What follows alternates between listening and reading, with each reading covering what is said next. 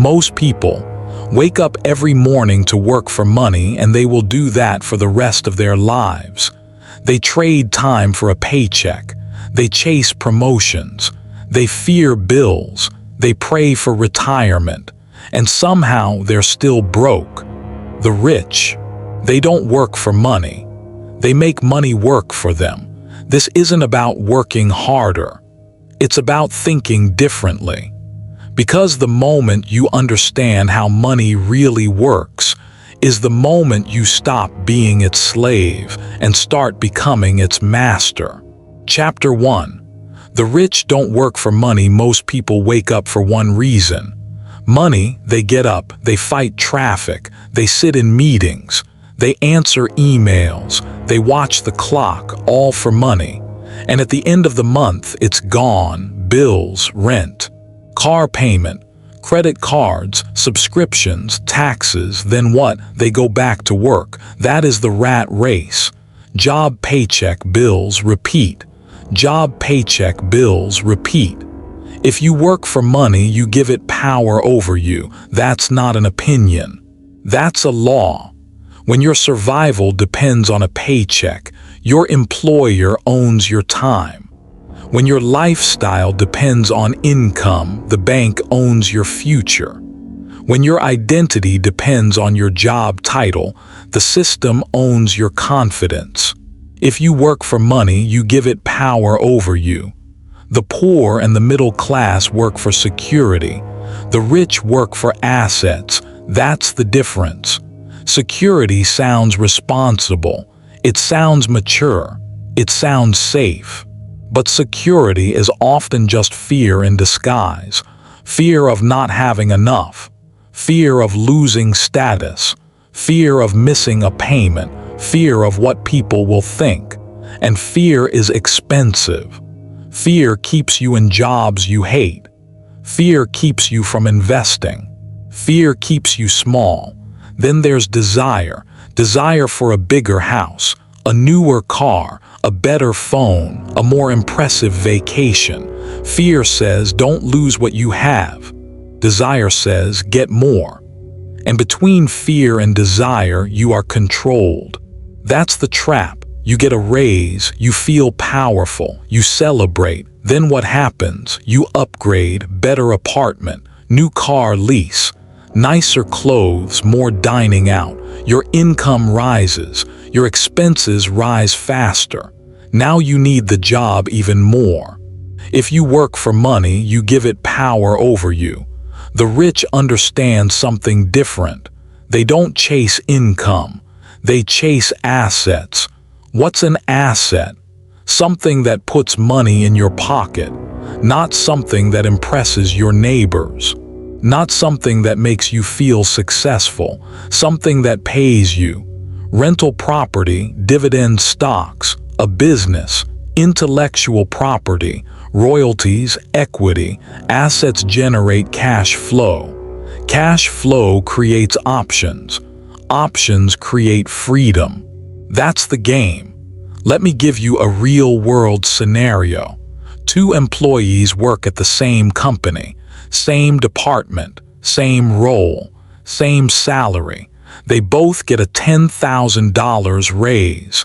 Employee number one feels rewarded, validated, successful. He upgrades his car, finances it over 5 years, higher insurance, higher maintenance, higher expectations.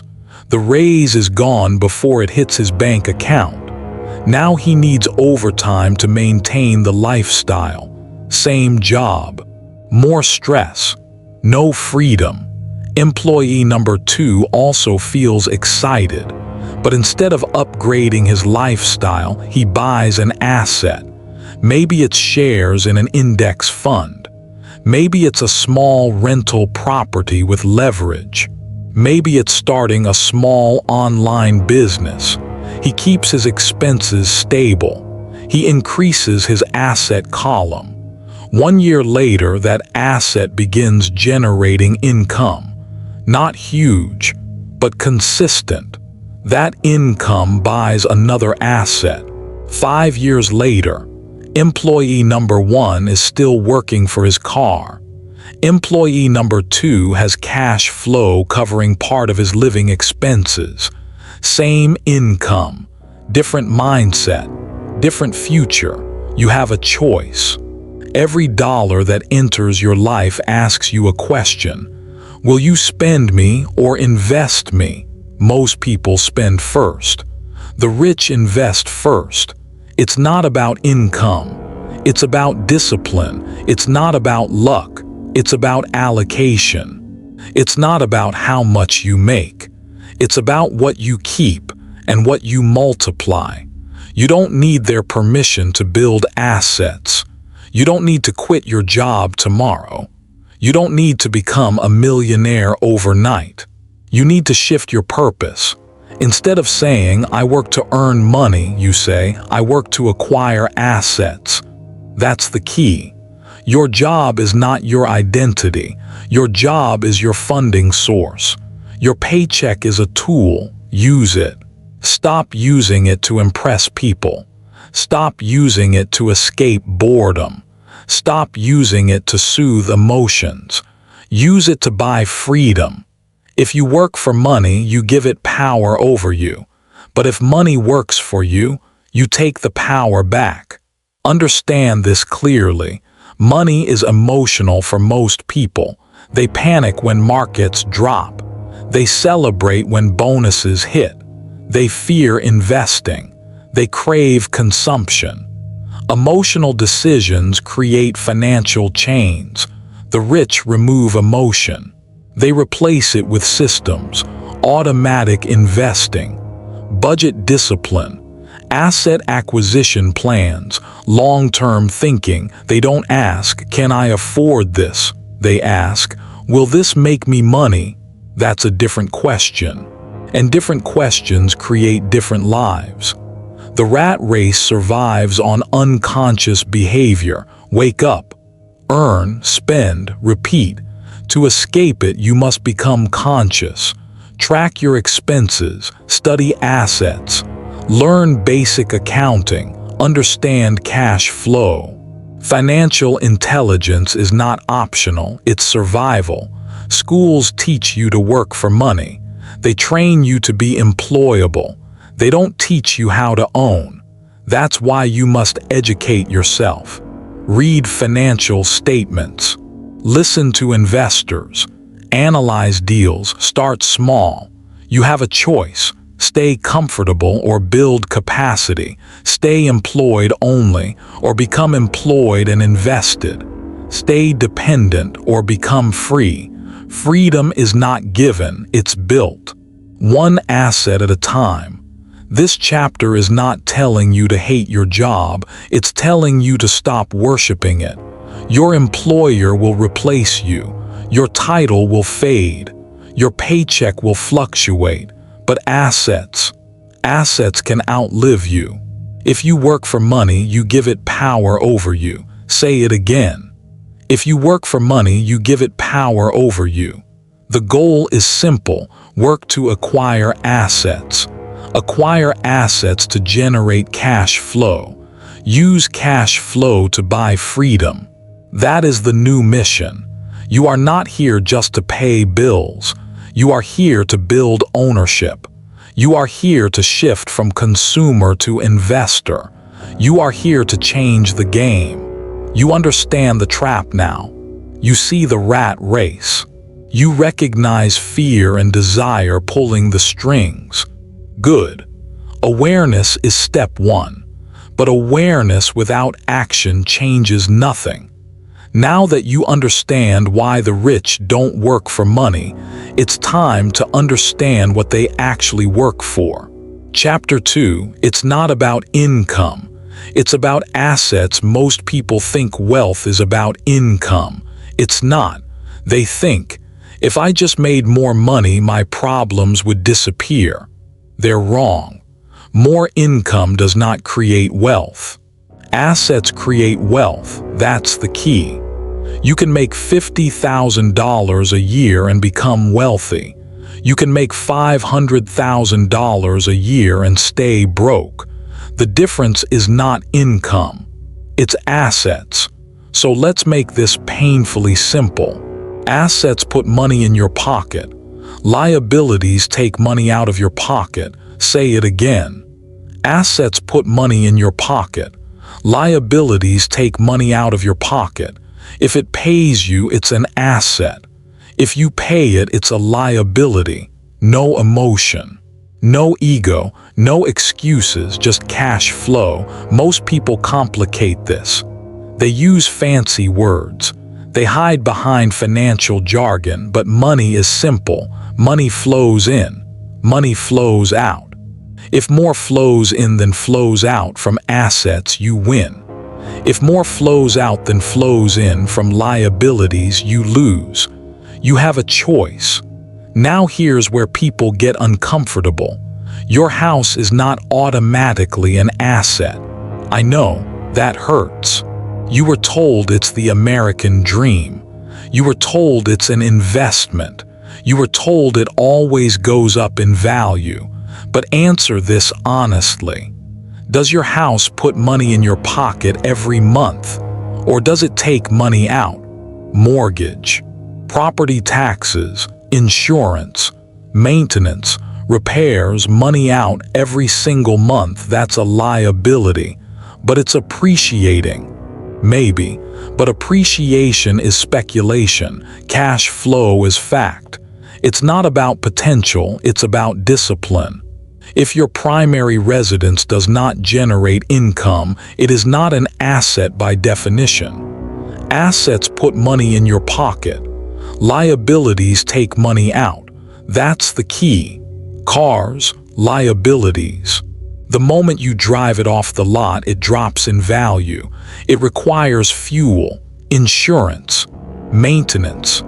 Money out, credit card debt, liability. Student loans, liability. That designer watch, liability. The upgraded kitchen you finance to impress guests, liability. You don't get rich buying liabilities and calling them assets. You get rich acquiring income-producing assets. Businesses, rental real estate, dividend-paying stocks, index funds, royalties from books, music, software, equity in companies, intellectual property. These are assets because they produce income, even when you sleep. Especially when you sleep. Understand this shift. The poor and middle class focus on income statements. How much do I make? The rich focus on balance sheets. What do I own? That's the difference. You can earn a massive salary and still be financially fragile. Why? Because the moment the paycheck stops, the lifestyle collapses. That's not wealth. That's dependency. If your boss can fire you and your entire life falls apart, you are not wealthy. You are employed. There's nothing wrong with employment. But don't confuse it with ownership.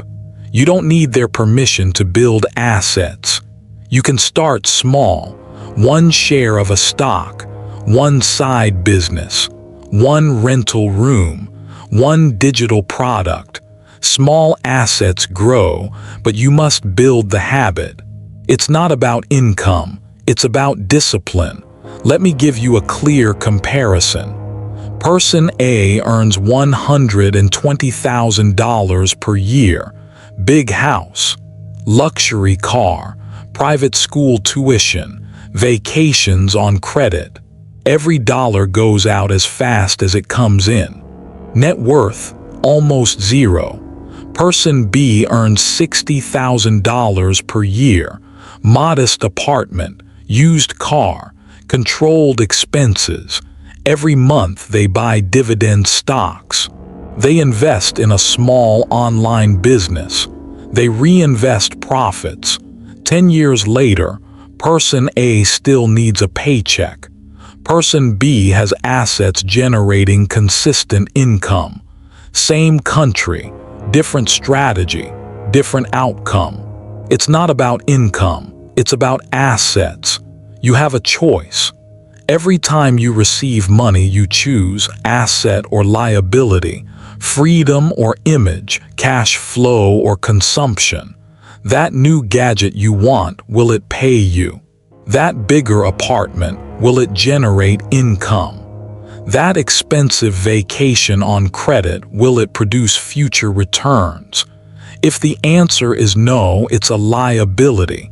And liabilities are not evil, but they must be paid for by assets. That's the rule. The rich buy luxuries last. They let assets pay for their lifestyle.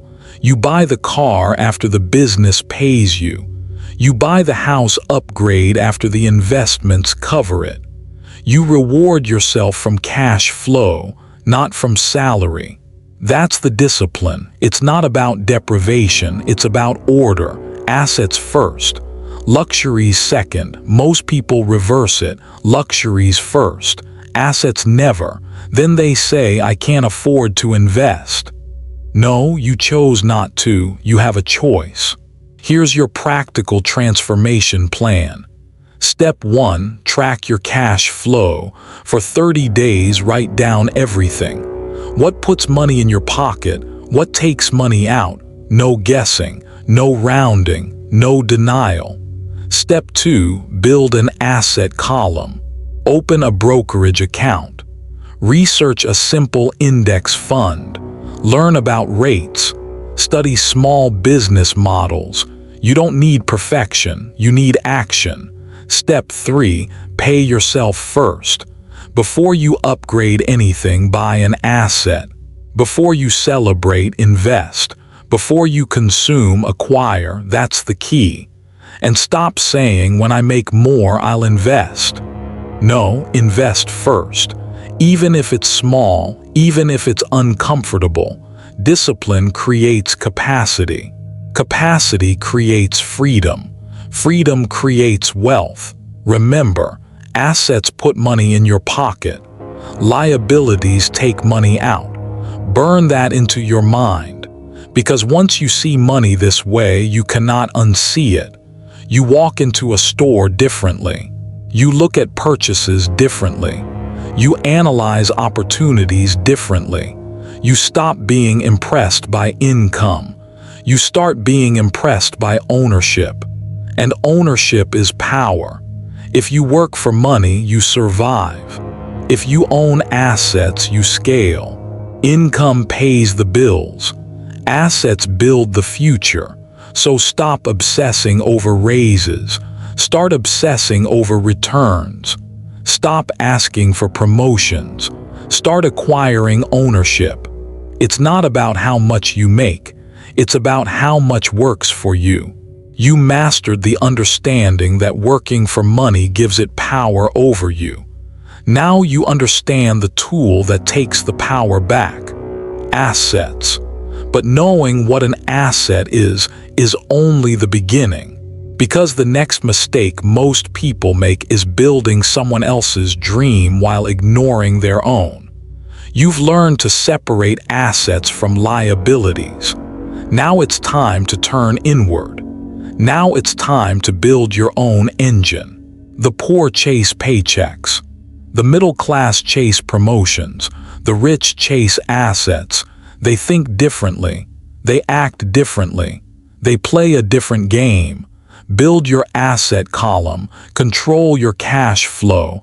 Learn the rules. Take calculated risks. Delay gratification.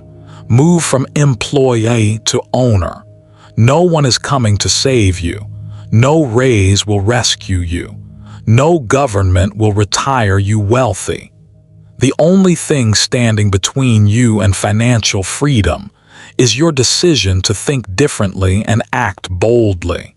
So here's your challenge. This week, acquire one asset. Start one income stream. Make one move that shifts you from consumer to creator. Stop working for money. Make money work for you. Chapter 3. Mind your own business. Most people spend their entire lives minding someone else's business. They wake up. They clock in. They build systems. They increase profits. They grow brands, but not their own. They make the company stronger. They make the shareholders richer. They make the CEO more powerful. And at the end of the month, they receive a paycheck, that's it. There is nothing wrong with having a job, but there is everything wrong with only having a job. You have a choice.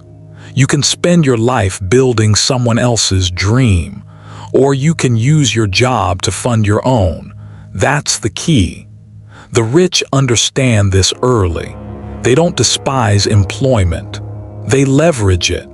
Your job is not your prison. Your job is your investor. It provides capital, and capital must be deployed. If all you do is work, earn, and spend, you are minding your employer's business. When you work, earn, and invest, you are minding your own. Build your asset column. Say it again. Build your asset column. Your employer has an asset column. That's why you have a job. The company owns systems, property, intellectual property, distribution channels, brand equity. You do not, and that's the difference. You don't need their permission to start building. You don't need to quit tomorrow. You don't need to burn bridges. You don't need to take reckless risks. In fact, don't keep your job, but change your focus. Work your 9-5 with excellence. Then build your 5-9 with obsession. That's the shift. It's not about rebellion, it's about discipline. Most people say, I don't have time. No, you don't have priorities aligned. You have time for streaming, for scrolling, for gossip, for complaining, but not for building. You have a choice. 2 hours a day invested consistently for 5 years will change your financial life. That's not theory, that's math. Let me give you a real example. A school teacher, modest salary, predictable income. She doesn't complain about being underpaid. She minds her own business. Every month she saves aggressively, studies local real estate, learns about financing, understands rental demand. After 2 years, she buys a small duplex.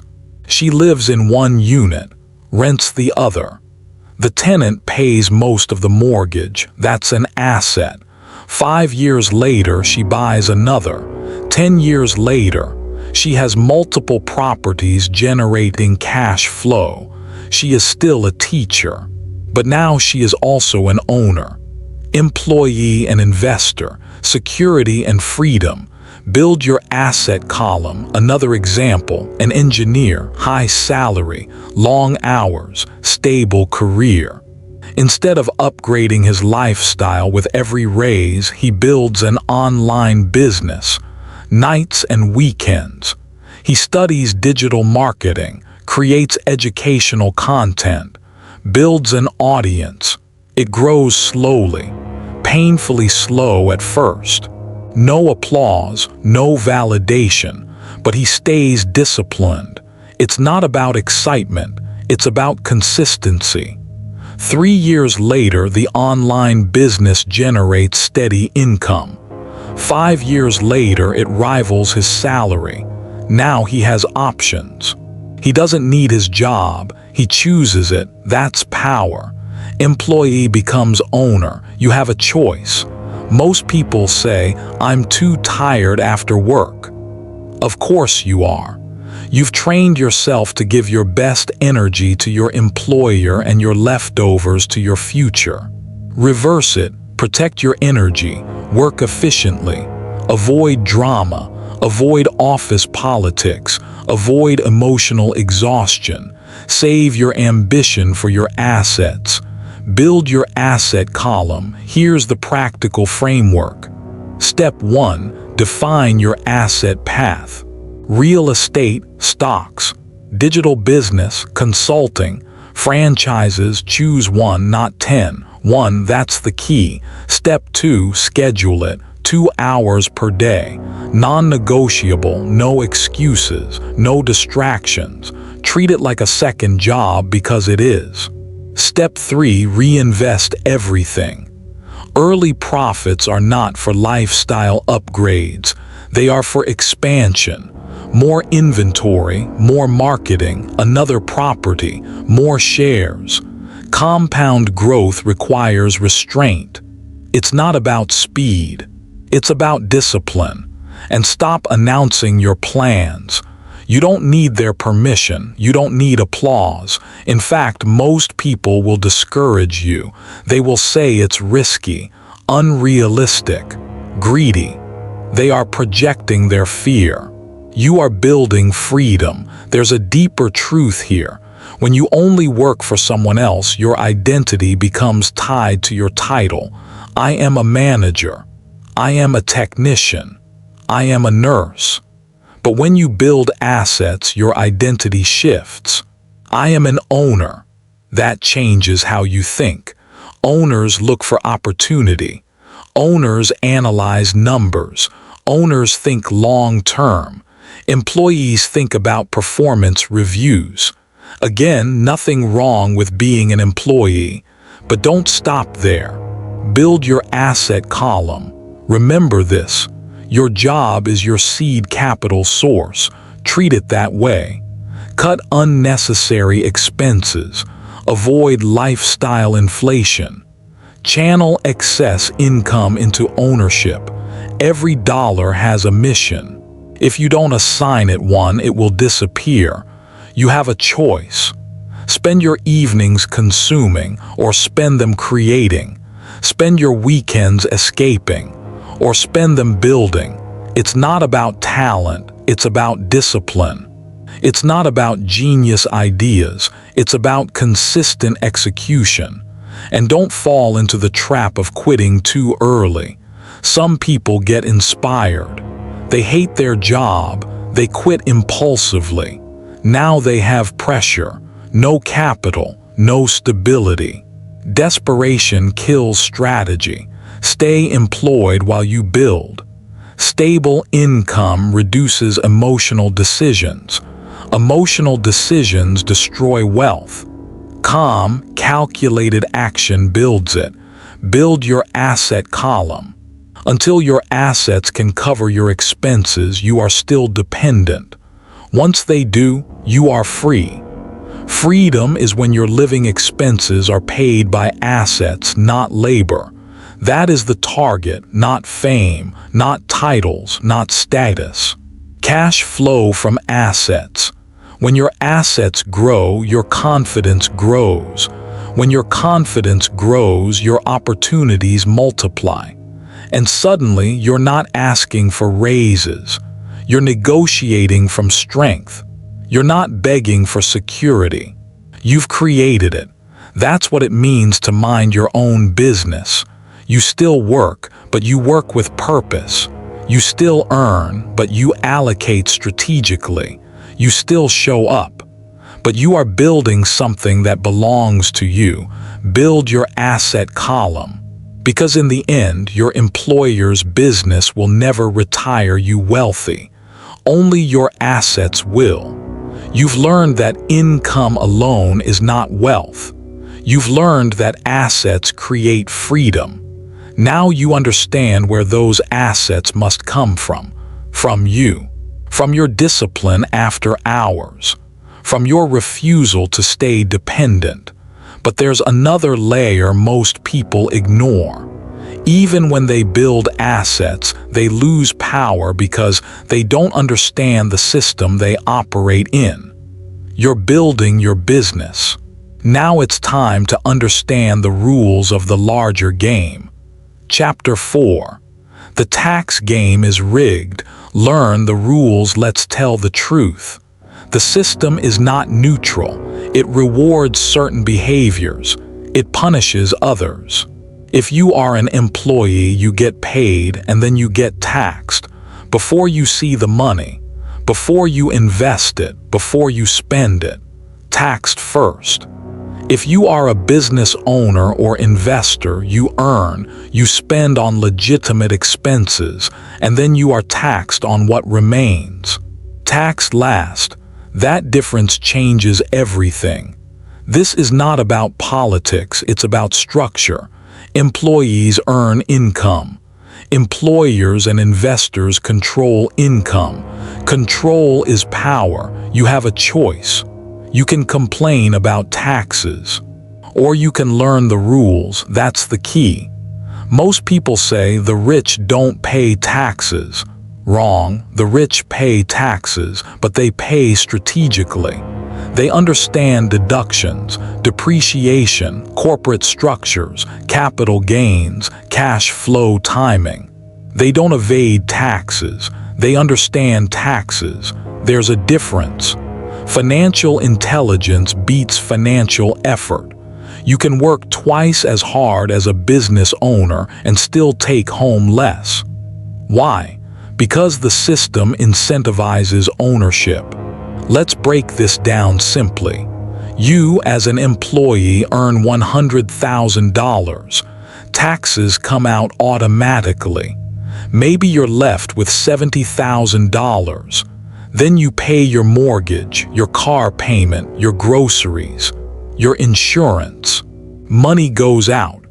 Now imagine a small business owner earns $100,000. But before taxes, they deduct legitimate expenses, office space, equipment, travel related to business, part of their phone bill, internet, training. They are taxed on what remains after expenses. That's not cheating, that's structure. Assets and businesses create options. Employment limits them. You don't need their permission to learn this. But you do need discipline. It's not about anger. It's about education. Here's where people go wrong. They say, when I make more money, I'll worry about tax strategy. No, you build the structure early. Even a small side business can benefit from structure. Even a small rental property can create tax advantages. Even a simple investment portfolio changes how you're taxed. You have a choice. Stay only an employee, or become an owner in some capacity. When you mind your own business, this chapter becomes critical. Because once you build assets, you must protect them. That's where corporations come in. A corporation is not just for billionaires. It's a legal structure. A container. It separates you from your business. It provides liability protection. It provides tax planning opportunities. Again, legally. When structured properly and guided by professionals, corporations allow you to operate strategically. This is not about loopholes. It's about literacy. Financial intelligence beats financial effort. Let me give you a scenario. Two individuals earn the same income. One stays a pure employee. The other builds a small consulting business on the side. Nothing massive, but structured correctly. The consultant tracks expenses, invests in continued education, uses part of their home as an office, travels for conferences. Those expenses reduce taxable income legally. The employee cannot deduct most of those costs. Same income, different structure, different outcome. That's the key. Now understand something deeper. The tax code is designed to encourage economic growth. Governments want businesses. They want housing development. They want investment. So they reward those behaviors. If you only earn and spend, you are not engaging in those activities. If you build, invest, and expand, you are. And the system reflects that. Stop being surprised by it. Start using it. It's not about unfairness. It's about discipline. You don't need to become a tax expert, but you must stop being ignorant. Ignorance is expensive. Here's your transformation plan. Step 1. Change your mindset. Instead of asking, "How much will I get taxed?" ask, "How can I structure my income intelligently?" Different question, different future. Step 2. Build ownership. Start small. Open a brokerage account. Start a side business. Invest in real estate through REITs or partnerships. Ownership changes your tax profile. Step 3. Assemble advisors. A competent accountant, a financial planner, a mentor who understands business. You don't need their permission to seek guidance. And don't try to do everything alone to save money. Cheap advice is expensive. Good advice pays for itself. Remember, the rich don't evade taxes. They understand them. They read. They ask questions. They plan. Employees often react. Owners plan. That's the difference. And here's the uncomfortable truth. If all your income comes from one source, your job, you are exposed. Tax exposure. Job loss exposure. Economic downturn exposure. But when income flows from assets, businesses, and investments, you gain flexibility. Flexibility is power. Power reduces stress. Stress clouds judgment. Clarity builds wealth. Financial intelligence beats financial effort. You can grind 60 hours a week, or you can learn 60 hours about money. Which one compounds? You have a choice. Stay in the dark and hope the system is kind, or turn on the light and navigate it intelligently. This chapter is not about avoiding responsibility. It's about stepping into it. When you understand taxes, you stop fearing them. When you structure correctly, you stop leaking money. When you think like an owner, you stop thinking like a victim. And that shift is everything. Because once you combine assets with intelligent structure, your wealth accelerates. You keep more. You reinvest more. You grow faster. Now you're not just earning, you're engineering. You've learned not to work for money. You've learned to build assets. You've learned to mind your own business. And now you understand the rules of the system you operate in. But there's one more level. Because even with knowledge and structure, most people still miss opportunities. Why? Because they don't see them. They haven't trained their minds to recognize value. You've learned the rules. Now it's time to create opportunity. Chapter 5. The rich invent money. Most people think money is scarce. They think it's limited, hard to get, controlled by someone else. They wait for it, they apply for it, they beg for raises, they hope for bonuses. The rich do something different. They invent it, not illegally, not magically, strategically. Money is an idea backed by confidence. Say it again. Money is an idea backed by confidence. A business is an idea. A stock is an idea. Real estate value is an idea. Currency itself is an idea. And ideas, when backed by belief and execution, create wealth. Opportunities are everywhere, but only visible to trained minds. That's the key. Two people can look at the same situation and see completely different realities. One sees risk. The other sees potential. One sees chaos. The other sees opportunity. The difference is financial education. It sharpens your vision. Let's talk about market crashes. The average person panics. They see headlines. They see red numbers. They see fear. They sell. They retreat to cash. They complain about corruption. They swear off investing.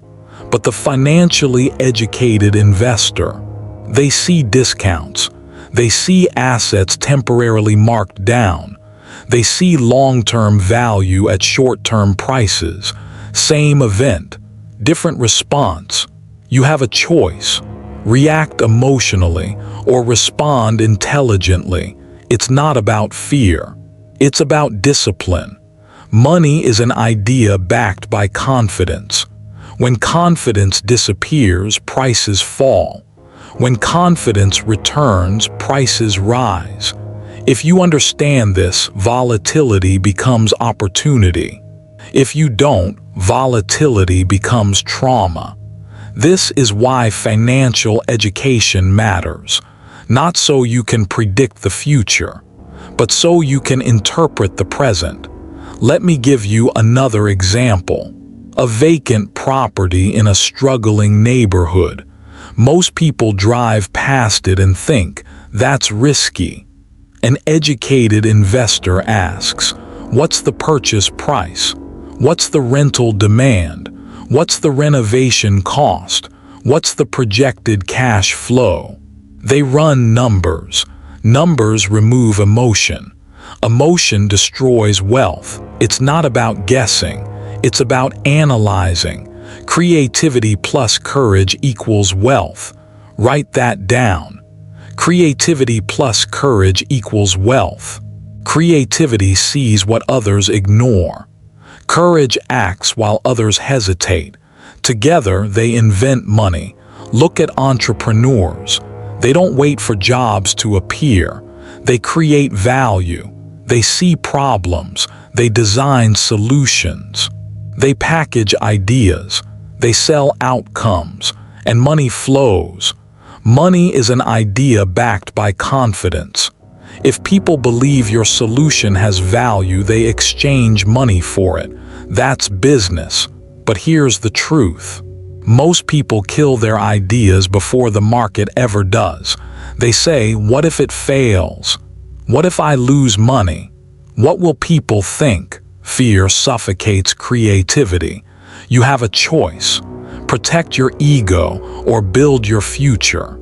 It's not about perfection, it's about execution. The rich don't wait until conditions are perfect. They act when probabilities make sense. They calculate risk. They don't avoid it. There is a massive difference. Avoiding risk keeps you small. Managing risk makes you wealthy. That's the key. Here's what inventing money really means. It means spotting undervalued assets. It means structuring deals creatively. It means using leverage intelligently. It means raising capital when you lack it. It means partnering instead of hesitating. You don't need their permission to think bigger. You don't need permission to make offers. You don't need permission to negotiate. Most deals are not found. They are structured. For example, you don't have enough money to buy a property. Instead of quitting, you ask, can I partner with someone who has capital but no time? Can I negotiate seller financing? Can I improve the property's value through management? Money is an idea backed by confidence. If you can inspire confidence in yourself and others, capital moves. But confidence without competence is dangerous. That's why education comes first. Study markets, study accounting, study negotiation, study psychology. When preparation meets opportunity, wealth appears. People call it luck. It's not luck, it's readiness. You have a choice.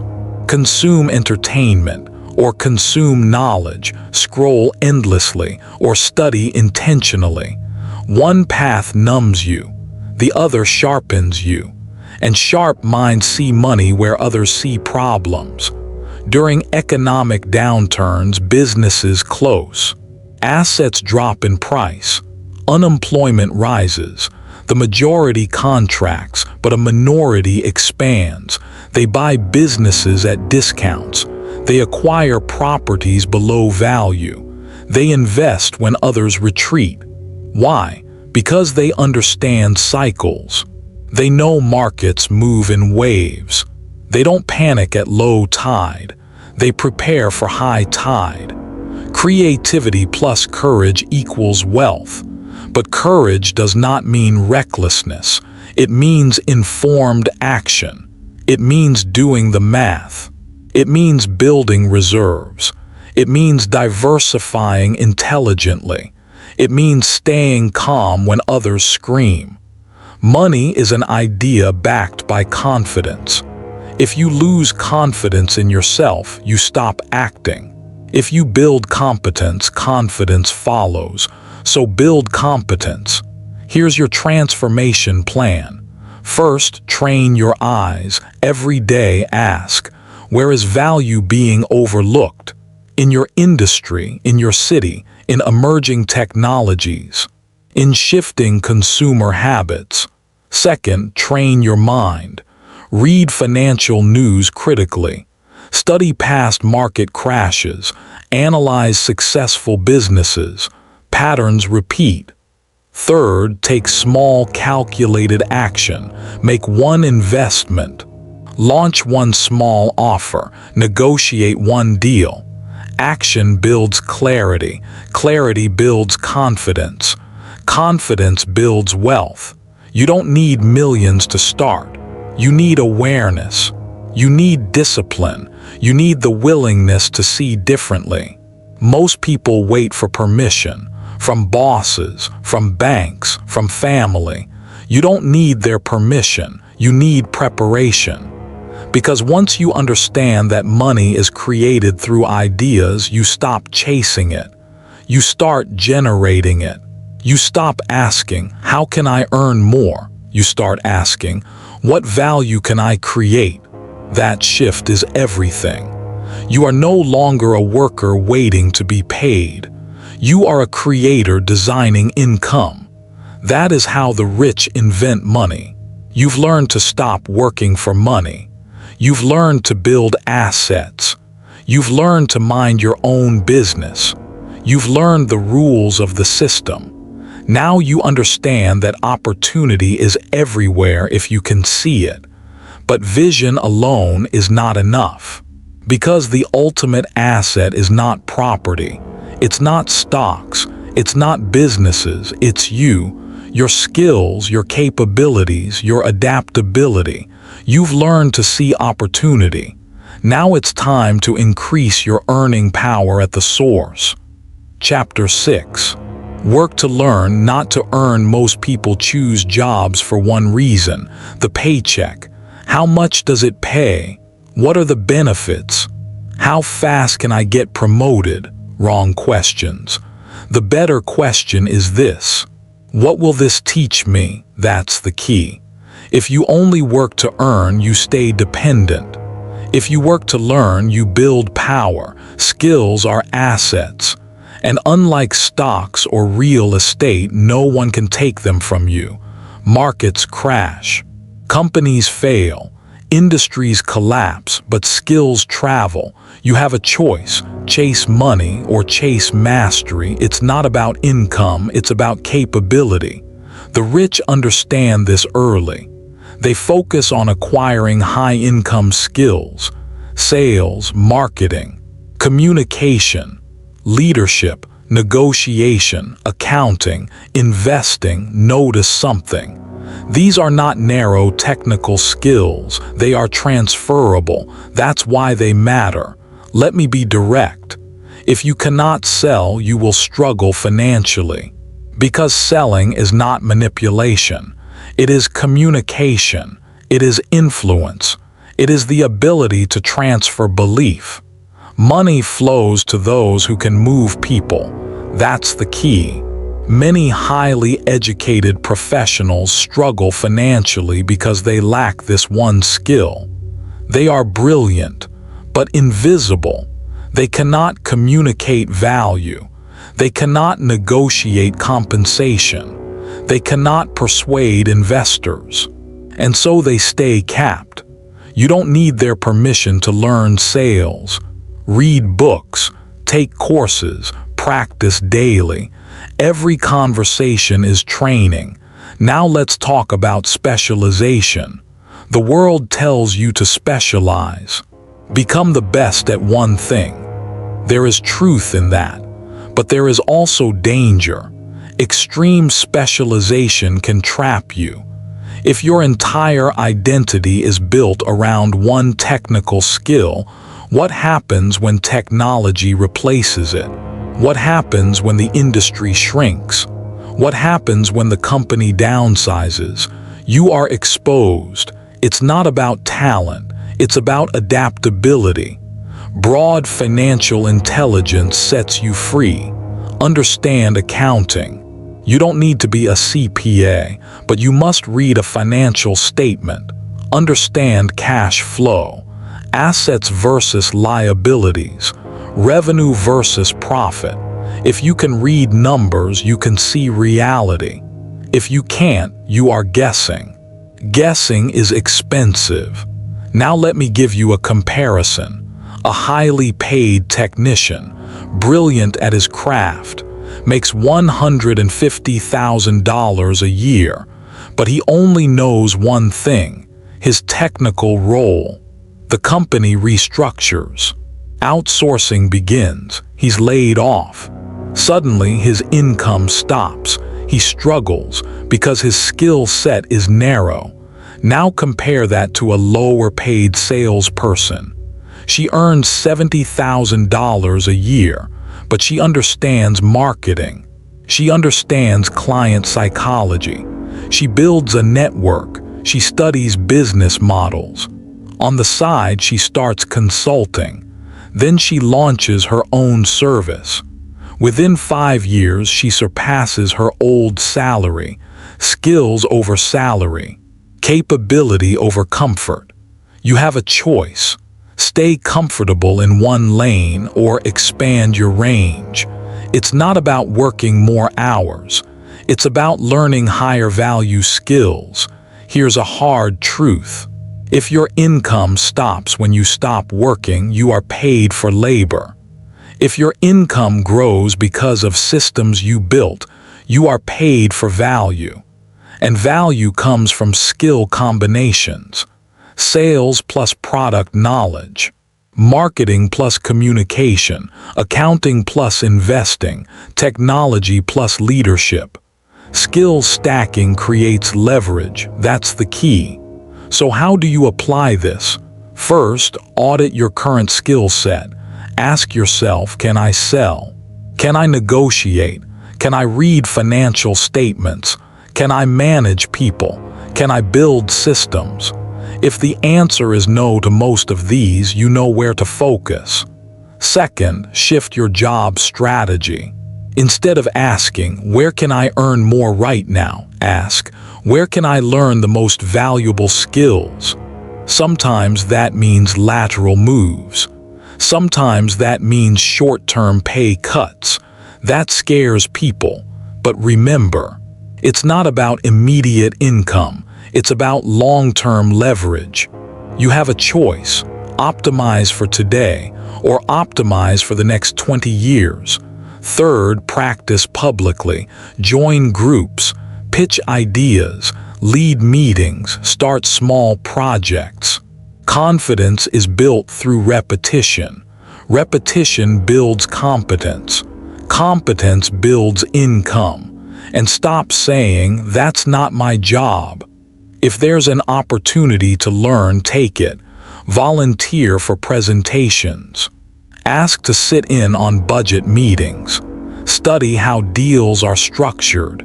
You don't need their permission to learn. You just need initiative. The richest people in the world are not the most technical. They are the best communicators, the best negotiators, the best capital allocators. They understand people. They understand numbers. They understand timing. That combination is unstoppable. Financial freedom is not built on one skill. It's built on integrated intelligence. You must become financially literate. You must become socially intelligent. You must become strategically aware. This is why working to learn is powerful. Because when you build skills, you increase your earning ceiling. And when you combine skills with assets, wealth accelerates. Remember this: income comes from skills. Wealth comes from assets. Freedom comes from both. You can't build assets without understanding money. You can't understand money without education. And education is not school, it's self-directed, books, mentors, courses, experience. You have a choice: be passive or be intentional. It's not about degrees, it's about discipline. The market rewards value. If you increase your value, you increase your options. Options create freedom, and freedom is the goal. So stop chasing paychecks alone. Start chasing growth. Start chasing discomfort. Start chasing competence. Because the more you learn, the more you earn. And the more you earn intelligently, the more assets you acquire. You've learned to build assets. You've learned to understand the system. You've learned to invent money. Now you understand that you are the primary asset. But even with skills, knowledge, and opportunity, most people still hesitate. They freeze. They doubt. They sabotage themselves. Why? Because internal barriers are stronger than external ones. You've strengthened your skill set. Now it's time to confront the invisible enemies inside you. Chapter 7. Overcome fear, cynicism, laziness, bad habits, and arrogance. By now, you understand the mechanics of money, assets, cash flow, ownership, skills, structure. But here's the truth. Money is not your biggest obstacle. You are. The greatest barrier to wealth is not the economy, not taxes, not your boss. It's your mindset, fear, cynicism, laziness, bad habits, arrogance. These are silent wealth killers, and if you don't conquer them, no strategy will save you. Let's start with fear. Fear of losing money, fear of making a mistake, fear of looking stupid, fear of failure. This fear keeps people stuck in savings accounts earning nothing. It keeps them out of investments. It keeps them in jobs they hate. They say, "I can't risk it." But here's the paradox. Avoiding risk is the biggest risk. Inflation erodes your savings. Industries evolve. Jobs disappear. If you never take calculated risks, you guarantee slow decline. You have a choice. Stay comfortable or grow. It's not about recklessness, it's about discipline. The rich are not fearless. They feel fear, but they act intelligently anyway. They study, they analyze, they diversify, then they move. Courage is not the absence of fear. It is action despite it. That's the key. Now let's talk about cynicism. Cynics sound smart. They criticize everything. That won't work. The market is rigged. Only insiders win. It's too late. Cynicism protects the ego. If you never try, you never fail, but you also never win. Cynicism blocks opportunity. Because when opportunity appears, it rarely looks perfect. It looks uncertain, messy, incomplete. The cynic sees flaws. The investor sees potential. You have a choice: be a critic or be a creator. It's not about skepticism, it's about discipline. Healthy skepticism asks questions. Cynicism shuts doors, and wealth flows through open doors. Now let's confront laziness. Not physical laziness, mental laziness. The habit of saying, "I can't afford it." That phrase is dangerous. It shuts down your brain. It ends creativity. It ends responsibility. Instead, ask, "How can I afford it?" That question activates your mind. It forces solutions. It demands growth. Rich thinking asks, how can I afford it? Poor thinking says, I can't. You have a choice: close the door or find a way. It's not about resources. It's about resourcefulness. If you want to invest but claim you have no money, ask how you can increase income. Ask how you can reduce waste. Ask how you can learn a high-income skill. The question changes everything. Now let's talk about bad habits. Small daily decisions create financial destiny. Daily coffee you don't need. Impulse purchases. Endless scrolling instead of studying. Ignoring budgets. Avoiding financial statements. Habits compound, so does negligence. Wealth is not built in dramatic moments. It is built in daily discipline. Track expenses. Automate investments. Read consistently. Review goals monthly. It's not about motivation, it's about systems. That's the key. And finally, arrogance. This one is subtle. Arrogance says, I already know. Arrogance refuses advice. Arrogance ignores mentors. Arrogance overestimates ability. And arrogance is expensive. Markets punish arrogance. Debt punishes arrogance. Overconfidence destroys fortunes. Stay humble, always, even when you succeed, especially when you succeed. Financial growth demands mental discipline. The moment you think you've mastered money, you stop learning. The moment you stop learning, you start declining.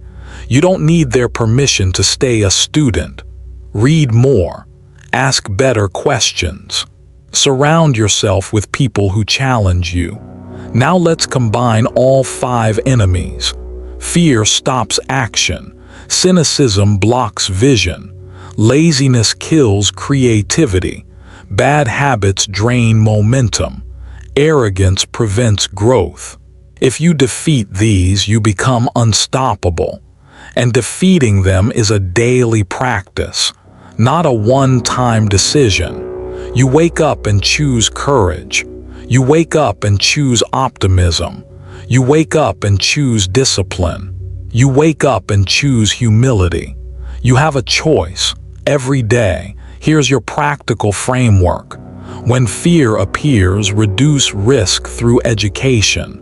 Study more before acting. When cynicism appears, seek evidence of success. Find people who are winning ethically. When laziness appears, change the question from why can't I to how can I? When bad habits appear, replace them immediately. Not tomorrow, now. When arrogance appears, seek feedback. Ask what you're missing. Growth requires discomfort. Discomfort triggers fear. Fear triggers excuses. Excuses trigger stagnation. Break the chain. It's not about emotion. It's about discipline.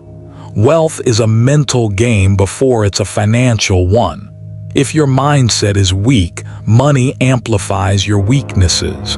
If your mindset is strong, money amplifies your strengths.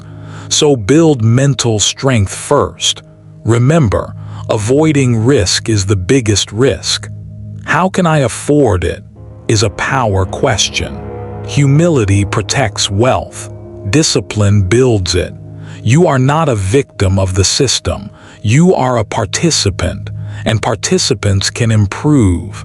You've learned to acquire assets. You've learned to structure intelligently. You've learned to develop skills. But none of that matters if your internal world sabotages your external strategy. Master your mind and money follows. You mastered the mechanics. You confronted the internal enemies. Now it's time to address one of the most misunderstood concepts in personal finance. Saving alone will not save you, because cash sitting still loses power. You've defeated fear. Now let's talk about flow. Chapter 8.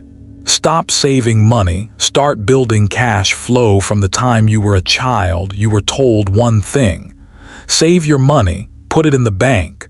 Build a cushion, play it safe. Saving is responsible. Saving is smart. Saving is secure. But here's the uncomfortable truth. Saving alone will not make you wealthy. In fact, saving alone can make you poorer. That's the shift. Traditional advice focuses on accumulation. The rich focus on generation. They don't just store money, they deploy it. Cash flow is freedom. Say it again. Cash flow is freedom. Money sitting still is idle. Money moving intelligently multiplies. Inflation is silent. It doesn't knock on your door. It doesn't announce itself loudly. It just reduces purchasing power year after year. If inflation averages 3% to 5% annually, your cash is shrinking quietly. That $10,000 in the bank today will not buy the same lifestyle in 10 years. Saving without investing is slow erosion. You have a choice. Hoard money or grow money. It's not about fear, it's about discipline. Now understand this clearly. I am not saying don't save at all. You need reserves, emergency funds, liquidity for opportunity. But beyond stability, excess cash should work. That's the key. Let's look at a simple example. Two people each have $10,000. Person A puts it in a savings account earning minimal interest. Safe, stable, predictable. Person B uses $10,000 as a down payment on a small cash-flowing asset. Maybe a rental property. Maybe shares in a dividend-paying portfolio. Maybe a small online business. After 1 year, Person A still has $10,000 minus inflation. Person B has $10,000 invested plus recurring income. That income can be reinvested, compounded, expanded. One shrinks, one grows. Cash flow is freedom, because cash flow reduces dependence on labor. If your bills are $3,000 per month and your assets generate $3,000 per month, you are free, not retired. Free. Freedom is when your expenses are covered by assets, not by effort, not by hours worked, by systems built. That's the target. Most people focus on net worth. How much am I worth on paper? The rich focus on cash flow. How much hits my account monthly without my labor? That's the key. A person can have $1 million home and still struggle with monthly bills, high net worth, low liquidity, stress. Another person can have modest assets but strong recurring income. Calm, flexibility, options. You have a choice. Chase image or chase income streams. It's not about status. It's about sustainability. Here's the problem with the saving mentality. It assumes the world is stable. It assumes your job is secure. It assumes the currency holds value. History says otherwise. Economies shift. Industries collapse. Currencies inflate. But assets that produce value, housing, businesses, productive investments adjust. They generate. They move with the economy. Cash flow is freedom. Now let's talk behavior. Many people say, I'll invest when I have more money. No, invest when you have discipline, because discipline builds capacity. Start small.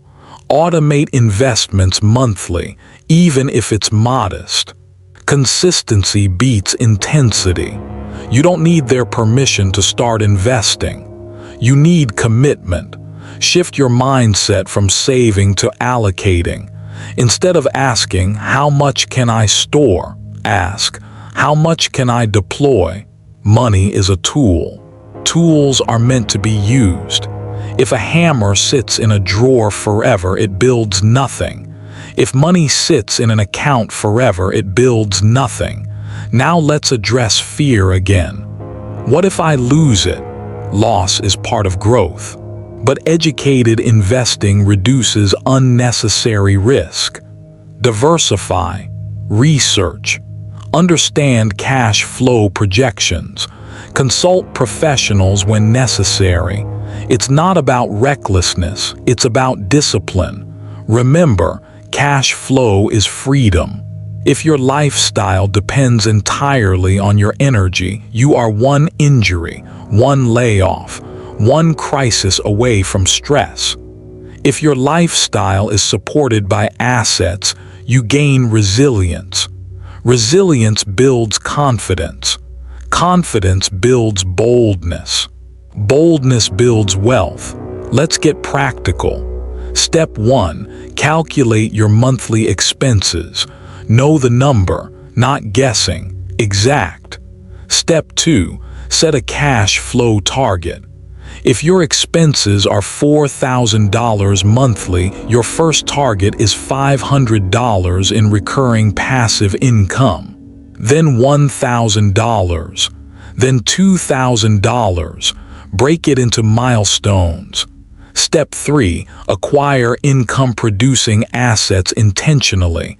Dividend stocks, rental properties, business equity, digital products, royalties. Anything that pays you consistently, not speculatively, consistently. It's not about gambling on appreciation. It's about generating flow. Appreciation is a bonus. Cash flow is survival. You have a choice. Live paycheck to paycheck. Or build income stream to income stream. And understand this. When you focus on cash flow, your decision-making changes. You evaluate purchases differently. You measure investments differently. You think monthly, not annually. Because bills arrive monthly, so should income. The wealthy ask, "How many streams do I control?" Not, "How much do I make per year?" Annual income is vanity. Monthly cash flow is sanity. That's the key. Stop celebrating savings milestones alone. Start celebrating income-producing milestones. First dividend payment, first rental check, first online sale, first royalty deposit. Those moments matter. They signal independence. Cash flow is freedom. Repeat it until it becomes belief. Because once you internalize this, you stop hoarding money out of fear and start deploying money with intelligence. You've learned to overcome fear. You've learned to build assets. Now you understand that assets must produce income. But there's a common trap waiting ahead. The temptation to look rich before you are rich. The urge to reward yourself too early. You've mastered saving and investing. Now it's time to master restraint. Chapter 9. Don't buy luxuries until assets pay for them. Let's talk about the trap. The image trap, the status trap, the luxury illusion. Most people want to look rich long before they are rich. They upgrade the car, upgrade the watch, upgrade the house, upgrade the lifestyle, but they don't upgrade their assets. That's the mistake. The poor buy luxuries to look rich. The rich buy luxuries with asset-generated income. That's the difference. And that difference determines everything. You have a choice. Impress people or build power. It's not about style, it's about discipline. There is nothing wrong with luxury. Luxury is not evil, but timing is everything. When you buy luxuries with earned income, you increase pressure. When you buy luxuries with asset income, you increase pleasure. Same item, different consequence. Let's make this real. Two individuals want the same car, a high-end luxury vehicle. Person finances it using their salary. Monthly payments, higher insurance, maintenance costs, registration fees. Now they must work to maintain the car. The car owns their time. If they lose their job, stress explodes. The car becomes a burden. Now person B.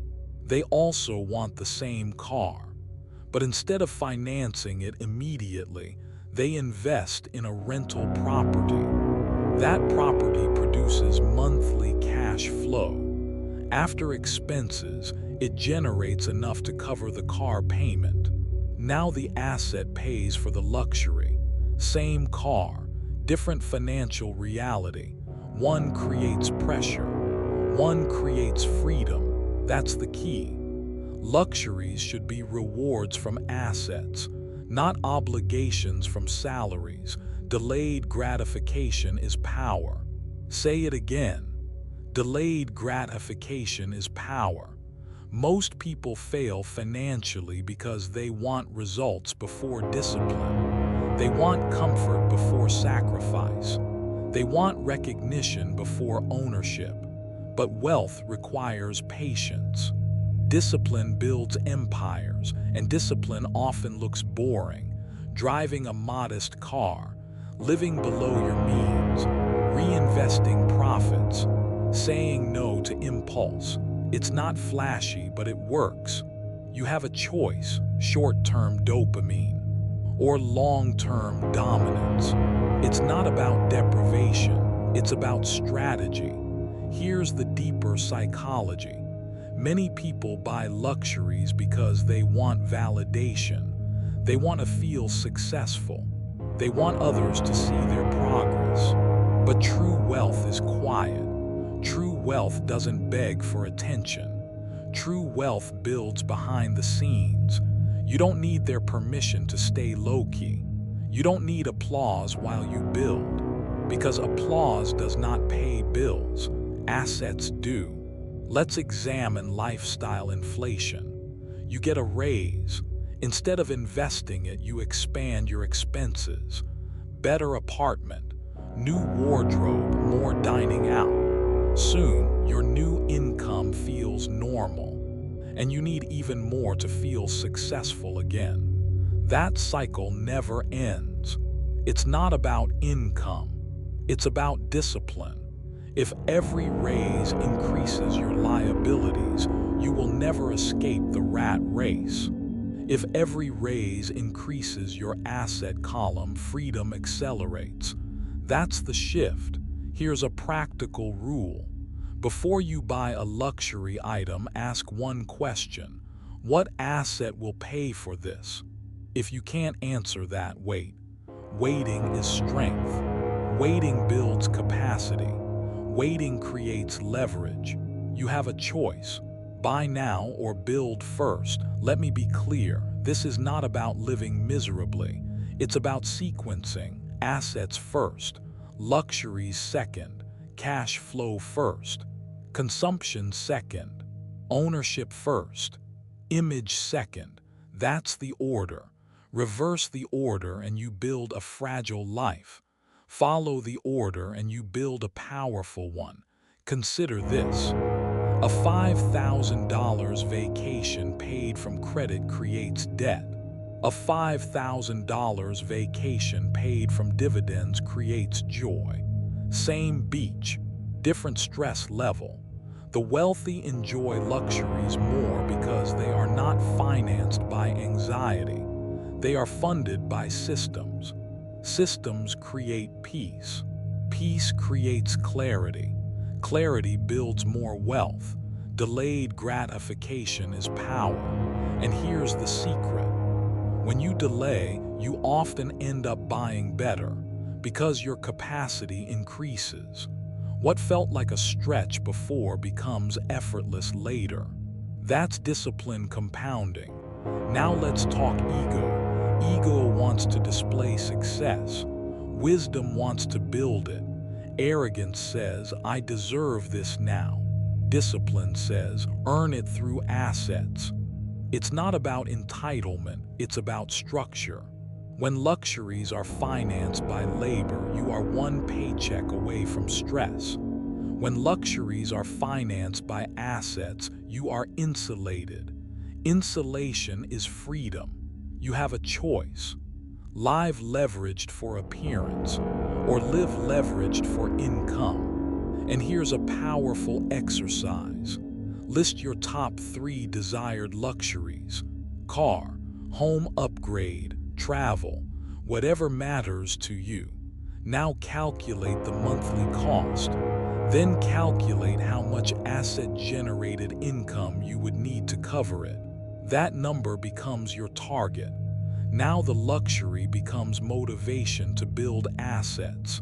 Instead of draining your wealth, it drives it. That's the key. Turn desires into asset goals, not debt traps. Because when assets fund your lifestyle becomes sustainable. And sustainability is the real flex. Anyone can look rich for a year. Few can remain wealthy for decades. Wealth is not about what you show. It's about what you own. You've learned to build assets. You've learned to create cash flow. Now you've learned to protect it from premature consumption. But knowledge without action is useless. Understanding discipline means nothing if you don't execute. You've mastered patience. Now it's time to make a move. Chapter 10. Take action. Financial education is useless without execution. You've listened. You've learned. You understand assets, cash flow, taxes, discipline, delayed gratification. But none of it matters if you don't act. Knowledge without action is poverty in disguise. Read that again in your mind. Knowledge without action is poverty in disguise. You can quote financial principles. You can explain investing strategies. You can debate economic trends and still be broke. Because information does not create wealth. Execution does. You have a choice. Consume content or create results. It's not about intelligence, it's about discipline. Many people are addicted to learning. Books, podcasts, videos, seminars, they feel productive, they feel informed, but they never move, they never invest, never launch, never risk, never build. They are spectators of success, not participants. That's the trap. Learning feels safe. Action feels dangerous. So they stay in learning mode forever. You don't need more time. You need a decision. Say it again. You don't need more time. You need a decision. The wealthy are not always the smartest, but they act. They calculate. They assess risk. Then they move. Despite uncertainty, despite fear, despite imperfect conditions, waiting for perfect clarity is procrastination disguised as wisdom. Clarity comes from action. Confidence comes from repetition. Results come from movement. That's the key. Start small, but start now. One asset, one investment, one calculated move. Not 10, not someday. Now, open the brokerage account. Analyze one property. Launch one small offer. Invest in one index fund. Build one income stream. Small actions compound. Indecision compounds too. Every month you delay investing is a month you lose compounding. Every year you delay building is a year of lost experience. Time is the one asset you cannot replace. You have a choice. Use time or waste time. It's not about perfection. It's about progress. Let's address excuses. I don't have enough money. Start smaller. Fractional shares exist. Low-cost funds exist. Partnerships exist. I don't know enough. Study while acting. Experience teaches faster than theory. I'm afraid of losing. Then start with what you can afford to lose, but start. You don't need their permission, not your friends, not your family, not your coworkers. Most of them will hesitate anyway. They will project their fear onto you. They will say, be careful. Be intelligent, yes, but not paralyzed, because paralysis guarantees stagnation. Remember everything you've learned. Assets create freedom. Cash flow is freedom. Delayed gratification is power. Financial intelligence beats financial effort. But none of these principles work unless you execute them. Execution is the bridge. Without it, knowledge is entertainment. And entertainment does not build wealth. You don't need more time. You need a decision. Here's a practical execution plan.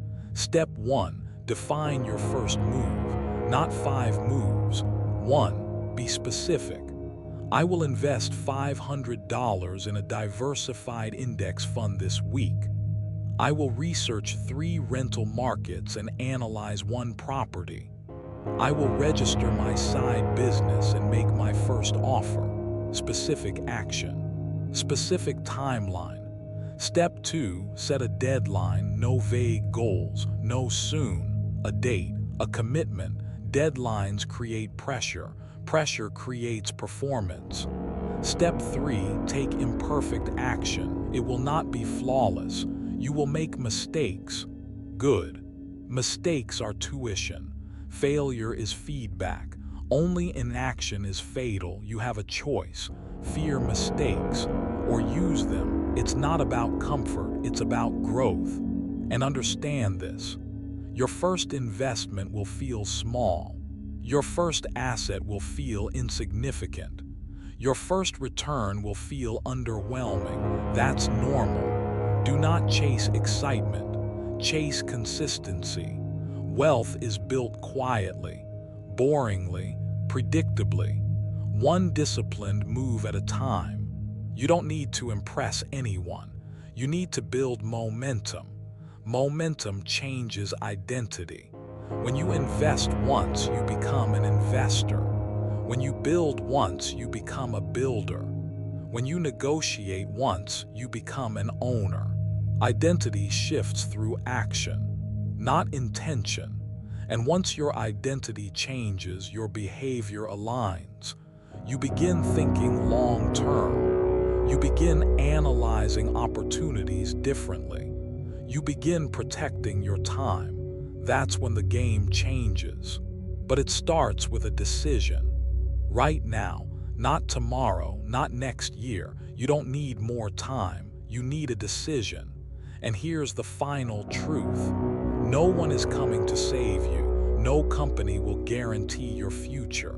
No government will guarantee your comfort. No boss will make you wealthy. You must choose ownership. You must choose discipline. You must choose action. You have a choice. Stay in the cycle or step into control. Stop working only for money. Make money work for you. Build assets. Generate cash flow. Delay gratification. Master your mindset. Understand the system. Develop skills and execute relentlessly. Because financial education is powerful, but only when it moves from your mind into your behavior. This is where theory ends. This is where responsibility begins. You've learned the principles. Now live them. Decide today. Act this week. Build this year. And never go back to financial ignorance again. Money does not control your life. Your lack of financial education does. If you work for money, you will always need more of it. If money works for you, you will always have enough.